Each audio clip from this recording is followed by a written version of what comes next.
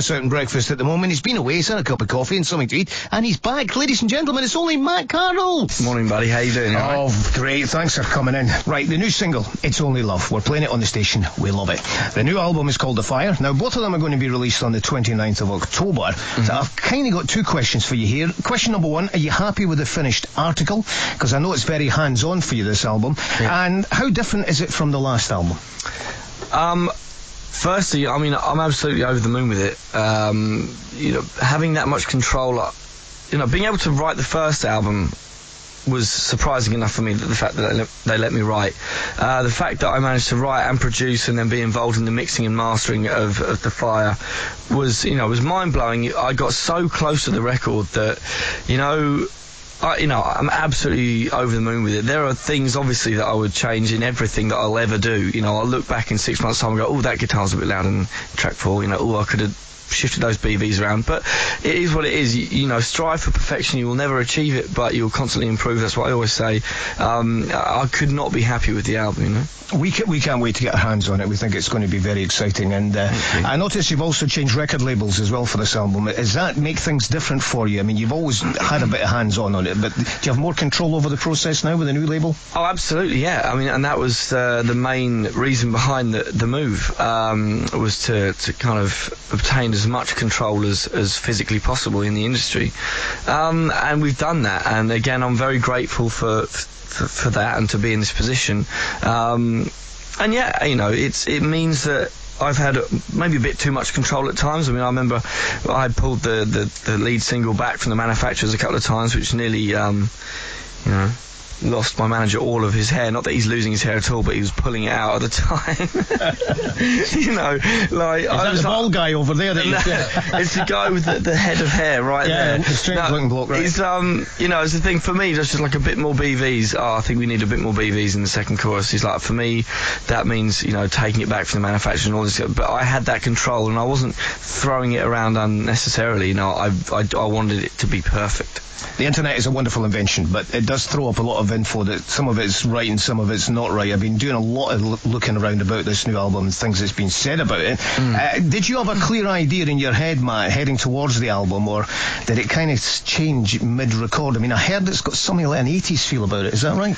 Well, I mean, definitely It's Only Love has... you know, has an 80s feel, but that was purely because of how big we were going with the drums. I mean, I remember sat there when we were writing the song, and I was like, you know, those drums are big, and then by the time we came to producing the album and then mastering it, it's like they're huge. Sounds like, you know, an 80s power ballad.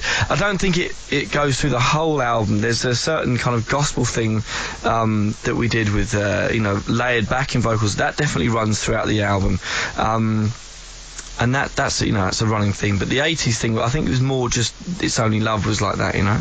A lot of people, you know, when it's leading up to the release date of a new album, some people get nervous, some people are calm.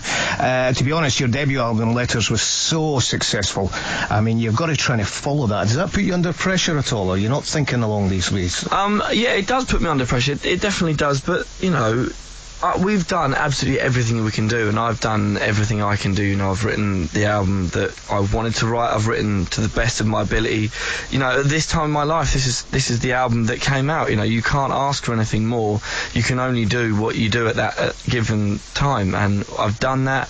And yeah, I'm nervous and I'm excited. All at once. All at once, yeah. Now, we mentioned earlier there, Matt, just talking about the pre-X Factor, post-X Factor and all that kind of thing. I mean, before you went on the programme, am I right in saying you used to play in bands that were sort of more interested in doing, like, rock music? Is that something you would return to, that style of music? No, it's strange. I mean, my favourite band's Rage Against the Machine, but my music is nothing like Rage Against the Machine. Yeah. I was in metal bands and rock bands, and, you know, I did my own solo albums, which are all acoustic, and kind of some softer rock stuff and some quite poppy stuff at times. I mean, it's just what comes out at that given time, and, you know, with The Fire, this is what has come out at this time. I mean, I'm not an angsty teenager anymore, you know, like I was when I was in my first band, or, you know, even pre that, I was even more angry, it would seem, but I've chilled out a little bit now.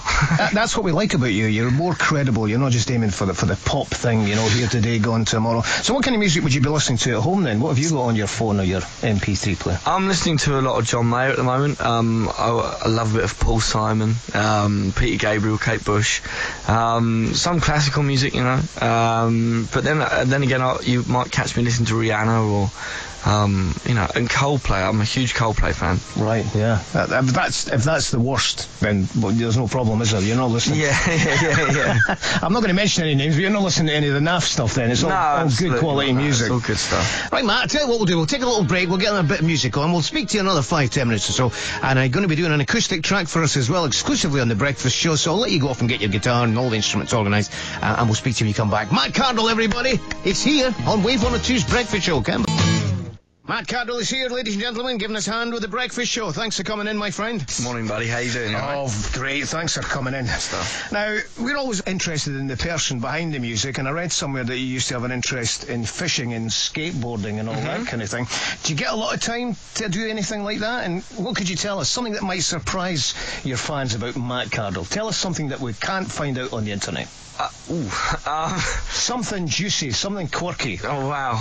Tell us something. You mentioned the skating. I've been skating since I was about 12, 13 years old, and I still do it now. I don't get much time to go to the skate park. Plus, I can't afford to break my wrist, like it happened when I was skating, I can't afford 4 or 5 months out in a cast and all that kind of stuff. I love fishing, don't get me wrong.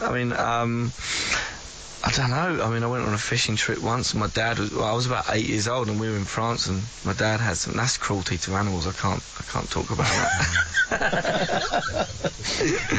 Okay, we'll move on for that, I think. Now, listen, it seems, Matt, that you always wanted to work in the music business and be successful. So far, so good. The plan's coming together. But is it everything that you thought it would be? Leading up towards the programme and getting your own albums together and all that kind of thing. Are you happy with where you are now? Is it what you thought it would be like? Are you disillusioned? How are you feeling about the business? No, I'm not disillusioned in the slightest. It's like anything. You always have preconceptions of what things might be like, and then it never is. But it's often better for me than and sometimes it's worse.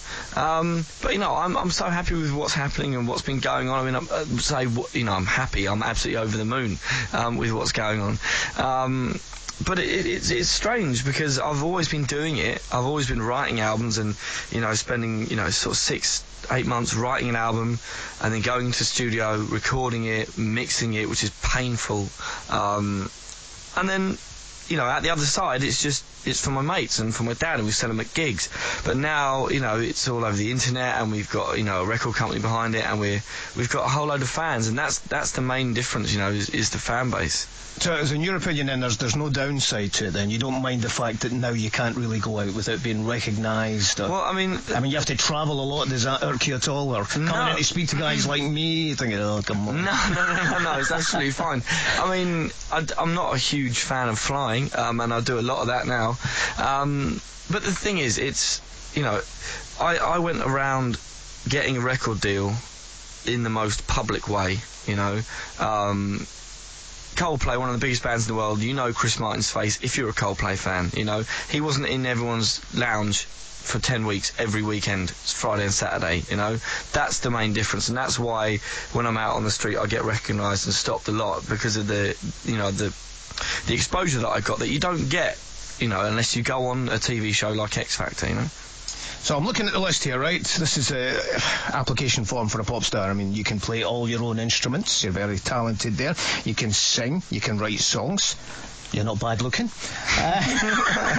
Seems to tick all the boxes. So it would appear that, longevity isn't going to be a problem for you.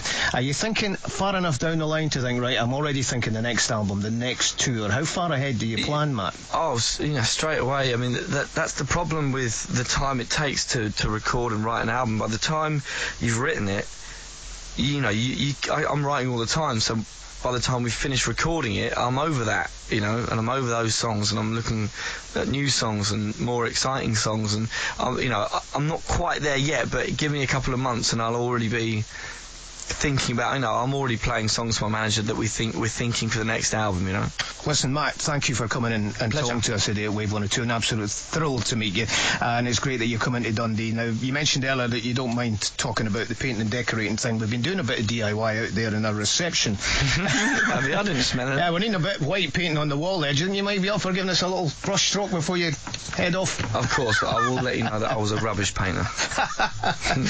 Matt, thank you once again. Absolute thrill to meet you, and thanks for taking part in our breakfast show today. Ladies and gentlemen, Matt Cardle. Thanks, Matt. Thank you. And just before he goes, he's going to do us an acoustic version of the new song All That Matters. Ladies and gentlemen, it's Matt Cardle. If you leave my life, drop my hand, I will understand. I'm a breaking man. Won't you read my mind, hear my plans, then you'd understand.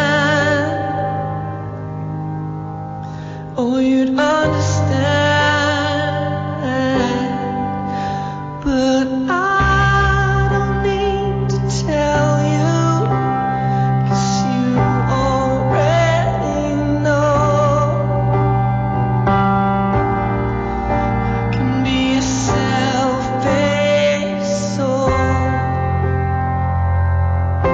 but I just pray someday you find everything you need. Believe me, I just pray somebody loves you, somebody somewhere, 'cause I can hear you cry. Not 1 second more is killing me. I just pray somebody loves you, somebody somewhere. It's not the only thing that matters to me. It's the only thing that matters at all.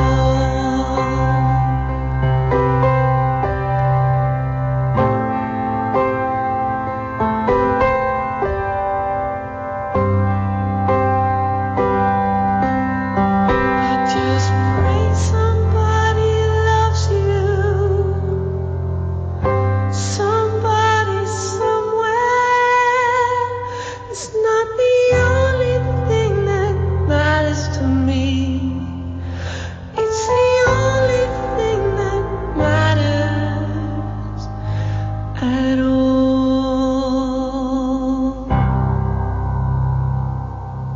Oh, fantastic. Thanks, Matt. Matt Cardle there giving us an acoustic exclusive on Wave 102 today, and All That Matters. And that is a track from the forthcoming album, The Fire. If you're a fan, you've got to get a copy of that. And once again, thank you to Matt for coming in. And remember, if you're actually popping into the radio station for any reason over the next couple of weeks, we've got some photographs that will be on display of Matt Cardle as well.